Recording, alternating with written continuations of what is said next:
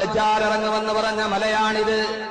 സഹോദരങ്ങളെ, മദീനത്തിന്റെ പ്രാന്തപ്രദേശത്ത് നിൽക്കുന്ന ജുഹുഫ് മല, ആ മലയുടെ മുകളിൽ കയറിയിട്ട് താഴോട്ട് നോക്കിയ ദീപാലങ്കാരത്തിൽ വിളിച്ചു നിൽക്കുന്നൊരു വെള്ളക്കൊട്ടാരം പോലെ അല്ലാഹുവിന്റെ റസൂലിന്റെ റൗളയിരിക്കുന്ന മസ്ജിദുൻ നബവി കാണാം.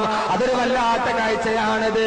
ദീപാലങ്കാരങ്ങളിൽ കുളിച്ചു നിൽക്കുന്നത് പോലെ, സ്വർണ്ണത്തിൽ വെട്ടിത്തിളങ്ങുന്നത് പോലെ 450 തൂണുകൾ നിലഞ്ഞു നിൽക്കുന്ന, ചലിച്ചുകൊണ്ടിരിക്കുന്ന ഇലക്ട്രിക് കുപ്പകളെ കൊണ്ട് നിറക്കപ്പെട്ട ഒരു വെള്ളക്കൊട്ടാരം പോലെ, മേഘപാളികളുടെ ഇടയിലൂടെ തെങ്ങി നീങ്ങുന്ന ഒരു വെള്ളക്കൊട്ടാരം പോലെ ലോകത്തിന്റെ രാജകുമാരന്റെ ഉറക്കറ കാണാം. ദജ്ജാൽ ഇറങ്ങുമെന്ന് പറഞ്ഞ മലയാണിത്.